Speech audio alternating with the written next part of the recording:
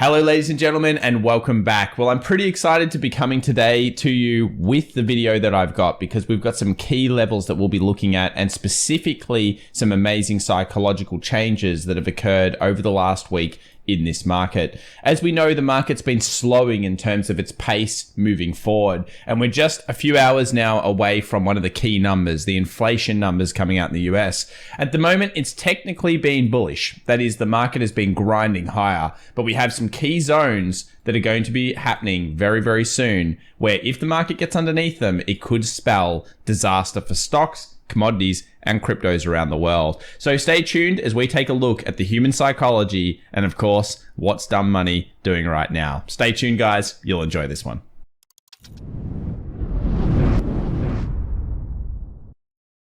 Well, welcome back everybody to the Daily Show. We'll start off here by discussing, of course, what we call smart money versus dumb money. Often, unfortunately, we are referred to as dumb money. We are the retail crowd, and what we tend to do often gets faded. So remember back in April and March, the back end of March, everybody was purchasing back into the rally, and that didn't work out so well. What's happening right now? Well, there's an increase in purchases that is very equal to what we saw back in March and April. And it's got a lot of people questioning and kind of scratching their head saying, are we about to see another crash or fall in these markets?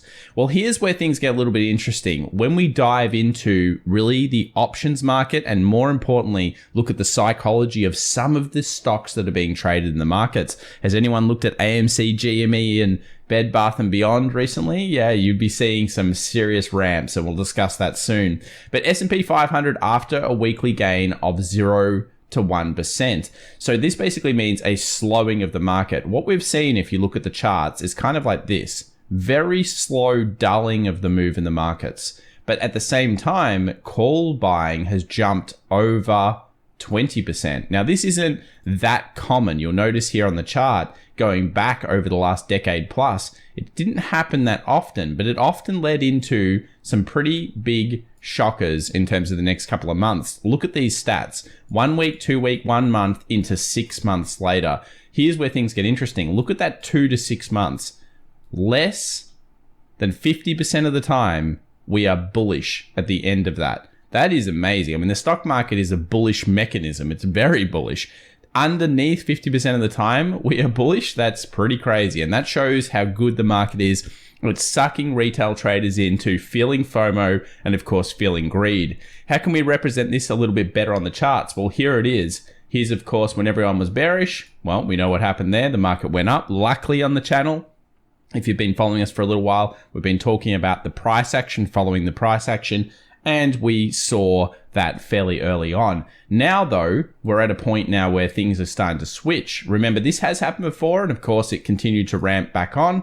But in general, let's look at some of the key points that most people are interested in. What happened in 2002 into 2003? We saw a bottoming effect. We obviously saw calls get a little bit out of control there in terms of put-call ratio from the retail traders, and then the market ended up dwindling down a bit. So certainly it worked over here back in 2002 into 2003.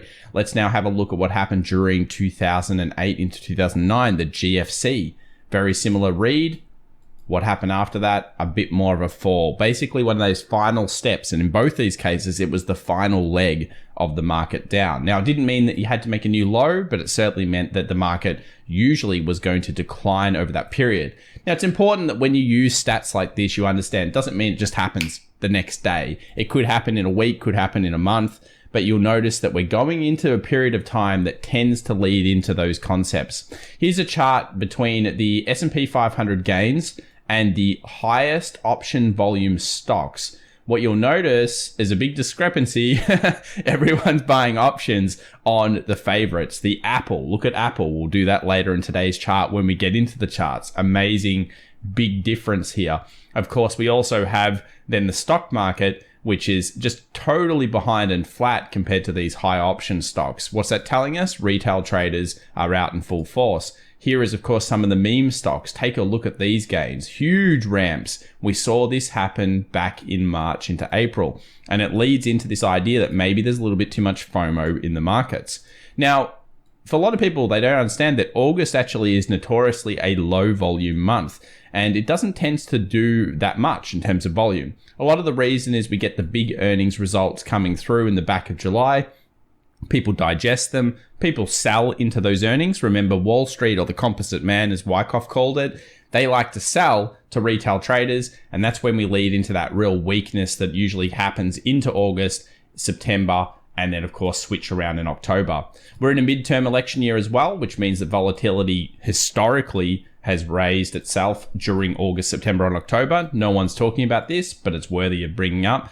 And of course, if we are going into a recession or whatever they call it now, of course, every definition's been changed, then we still haven't hit some of the big peak to trough levels since 1947. In fact, if we were going to go down to something around those averages, we'd be hitting around a 3150 for that zone. Now, funnily enough, that seems to be where Goldman Sachs has its little PE ratio. 3100 is one of the key zones. And in their kind of better case scenario, they had like a 4,300 by year end. This is their expectations for 2022 year end. Should you use these charts? No, not necessarily, but it's interesting to see where they're doing it. I think the most important thing here for investors, because there's a lot of investors that watch this channel along with traders, is investors, what you're most interested in is really ratios for your trades. You're saying, okay, I believe in this company. I want to hold it for many years. What ratio can I get it in at? If you're getting a 14x on forward PE or even a 16x, well, you're looking at a pretty nice level for a lot of the time.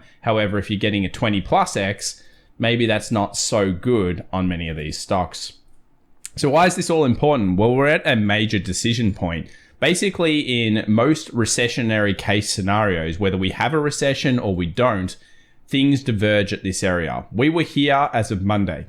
We've already started to see a little bit of decline in the markets. Do we go ramping up and use this type of scenario in terms of modeling, or do we ramp down and use the declining scenario option where we test or even make new lows? Well, that's the decision that the market probably will be making over the next couple of weeks, if not potentially even with the inflation print coming out. Another few things that are just interesting stats to discuss: the dollar index move after the first Fed hike. So usually markets move in front of everything else. They already preliminary expect rates to go up.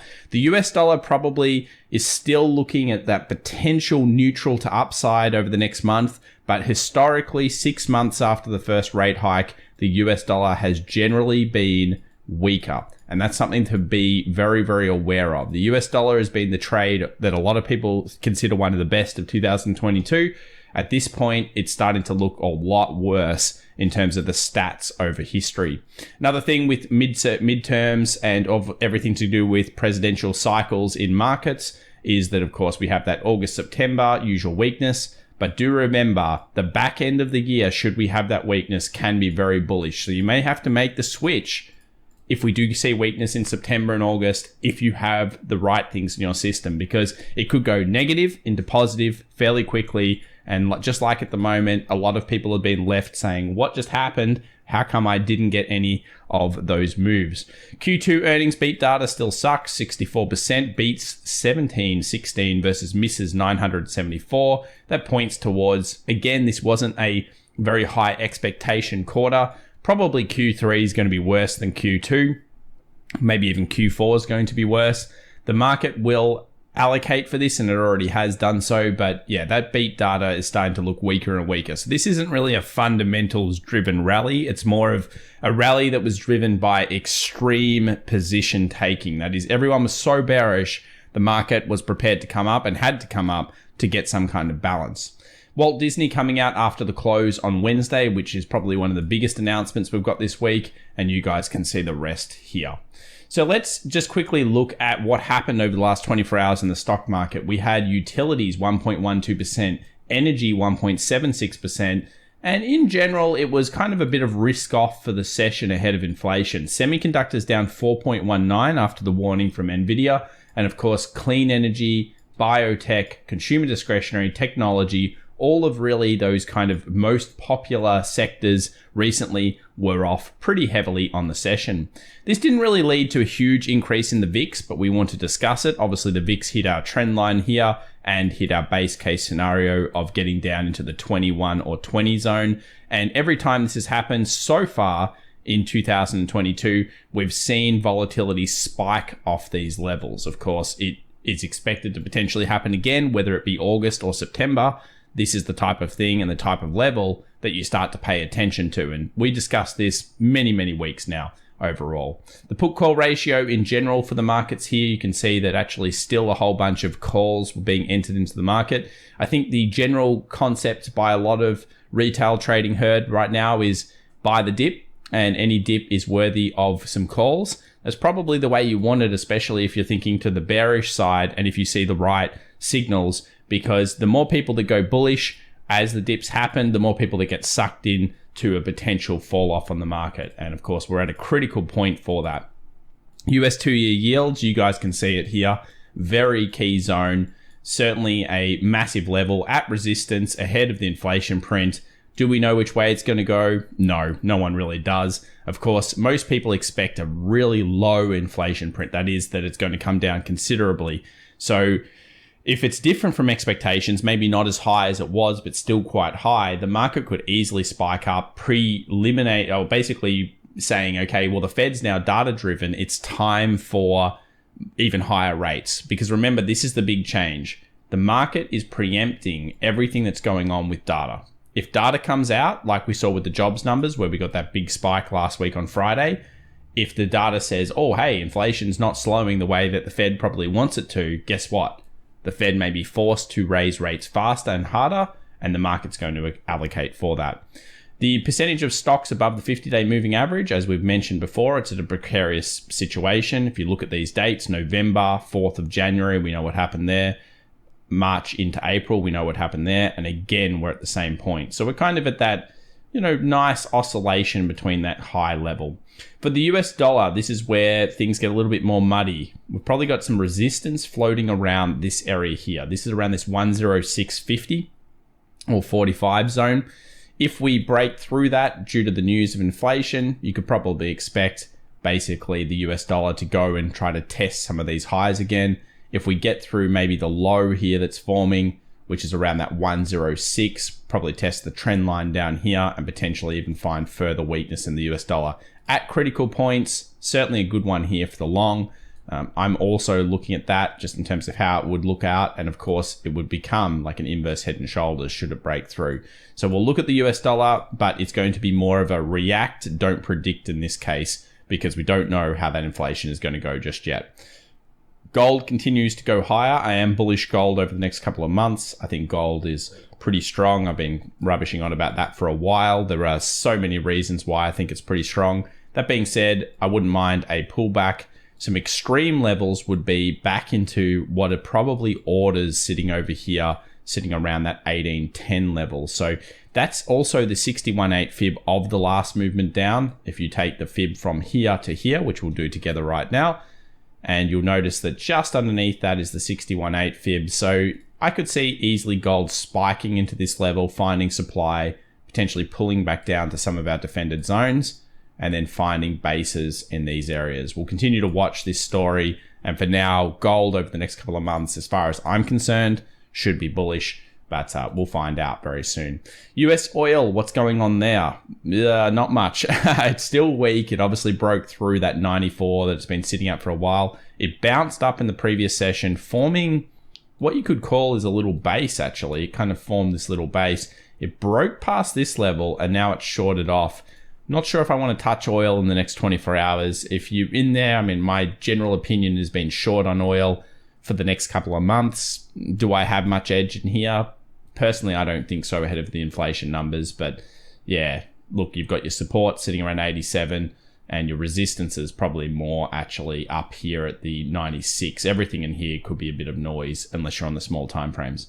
Let's move over to the stocks. So Tesla came back down, and a lot of people have been sending me this chart. Everyone's saying, Tom, look, the trend line broke down. Yeah, sure, trend lines are cool. But again, you also have that horizontal resistance, little bit of orders, and the support. So anything in this box, I always considered, because that was the last gap, a level of potential support. And we're ahead and basically sitting at support ahead of what? The inflation numbers. Really, this comes down to what does the news want to do with this stock? You can see the doji here, the indecision or the equilibrium candle. The market's ready for a big move. Which way does it want to go? Is it going to go down back to the 766 area quickly? Or is it going to find some bid, move up, fill this gap, potentially even make a new high, and then maybe come down later on? We don't know yet, but we're at that key level. So be watching that over the next day.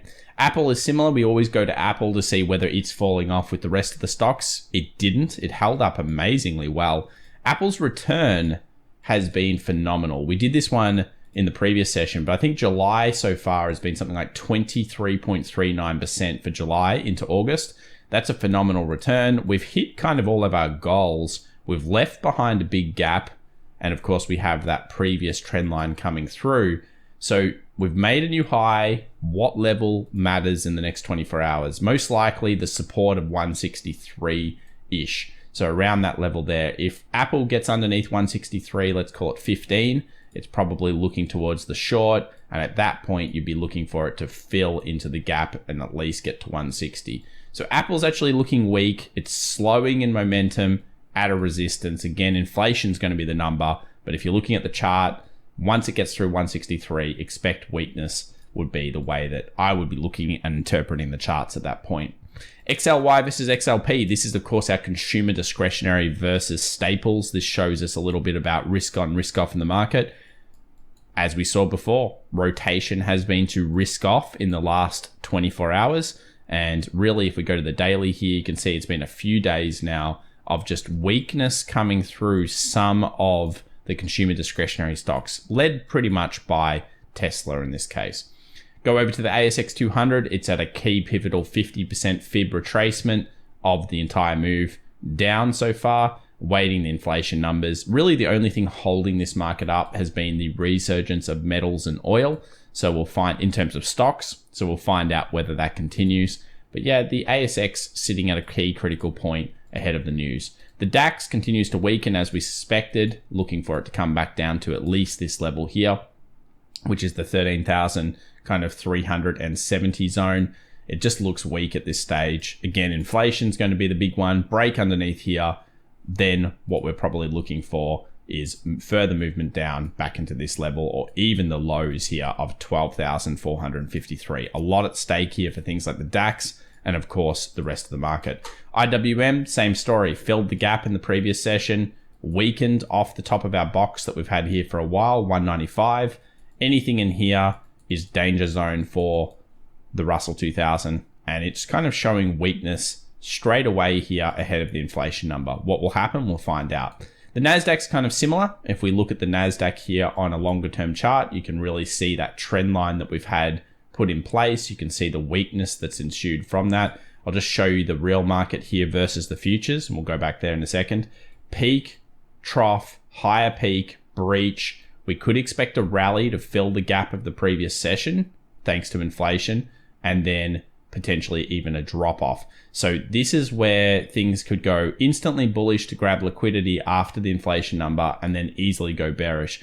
Very important zone for the Nasdaq, super critical trend line on the way down. And as you guys can see, it's one of the first weaknesses we've seen in quite some time for this market. So it's pretty much at the point where you expect things to show some fireworks if they're going to. If we go down to the futures market here and we have a quick look at that, a little bit more data and history, of course, because it trades all the time. Again, the peak was made. Again, we had that nice trough defense. We got through that in the previous session. We do have some support around 12,800 that will line up very well with the S&P 500 that we look at in a second. So that's pretty much where the higher timeframes change. But yeah, underneath that, you could be seeing some pretty significant fall offs. The next level would be somewhere around 12,400 and 12,000. So be very, very careful around this zone, guys. This is still where demand could be placed and buyers could come back in. But underneath here, you've got to think the bears are back in control of this market at that point. We'll move over now to the S&P 500, and this is what a lot of people are watching. Pretty obvious here that we've got a shooting star. We've got a follow-through candle. We came into the support we highlighted in the previous session. And then, of course, we've got the secondary one, the big one, 40, 80, 40, 90. That's the huge one. Previous resistance, take the high, effectively liquidate everything in terms of every stop loss that was put behind here is now taken out. So what are we at and what are we going to see happening? Well, let's look at these futures markets. So we probably end up somewhere around 41, 41.10. Usually you would, ahead of the inflation number, end up at a support. We've got a higher peak. So we've got peak, trough, higher peak. Do we breach underneath? Especially if we get underneath 48, 40.90. Rallies should, at that point, you would expect, be met by seller demand. That is, sellers would come back in on these rallies and try to get the positions in. It's very important we close below 40.80. Do we do that? I don't know. Of course, at this point, you still could see buyers easily meet demand at these levels. Try to react, don't predict, don't get stuck in the inflation number too much. The initial reaction could be wrong, and then it could be followed up by a total counter. If the market does fall through these levels, next up is around that 3,900, 4,000 zone, but probably more the 3,900. And the reason we say that is because when you're starting to look at the option strikes, this is the option strikes for the Wednesday expiration. Notice this, the calls coming out here at 418. Still a lot of puts, max pain at 412, which is basically where we are at. And if you go to the Friday, so this is the Friday expiration, 410 for the max pain, currently looking at 410 as the big amount of puts, decent amount of calls sitting at 415. And then we've got that 400 and 390. So you're going to see a lot of themes when you go through all of these option strikes. 390, 400, 410, and then something around a 418. I don't know why, but they're the key ones. So it's pretty much that every 10 SPY increment, but 390 in particular is going to be one that I believe will have a lot stacked on it moving forward as we go into the third week expiration for August. And of course, that's the most important expiration, bar none. That's where the big options lie. So far this Friday, 410 is where the put wall is. Can it hold? We'll find out after the inflation number. Bitcoin's just weakening. I mean, it really just looks, I don't know. You know, I haven't been that interested in Bitcoin recently, and I'm sorry to the crypto fans out there. The only reason is I think it's just it's a banana. You know, I don't really see why this chart is better than the other ones. It's not. It sucks. Look at this. This all sucks. And what I mean by that is it looks good in principle, and there's been some nice moves. I mean, maybe that 21 was okay. But every time the moves have been shallow, they haven't had much follow through. And really the stock market's been a lot cleaner. I think this will take its lead from the Nasdaq as per usual. If the Nasdaq falls through, expect Bitcoin to suffer a little bit here. And it's really been more actually recently of the Ethereum show. The Ethereum trades have been a little bit better. Look at this, beautiful base, maximum pain, nice rally through, nice pullback, which was a similar one to Bitcoin. And it's holding up right at the key level you'd expect it to be at, 1800, which is previous supports acting as resistance. So of course, a critical zone ahead of inflation numbers. It seems like Ethereum's the one and Bitcoin's maybe not the one at the moment on these charts. If you haven't already, come and follow us over at FX Evolution on Twitter. Of course, we're posting a whole bunch of information here. We're always posting a bunch of great charts and stuff if you're interested in checking them out.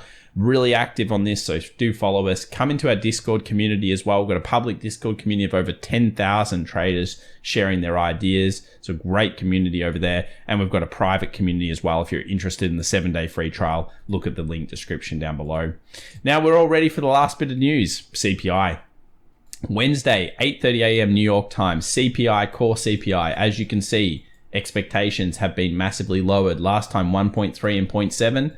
Now expected 0.2 and 0.5. So the market doesn't expect the number to be very hot. What if it's hotter? Well, of course, that could be where we get that an instant reaction potentially towards the downside.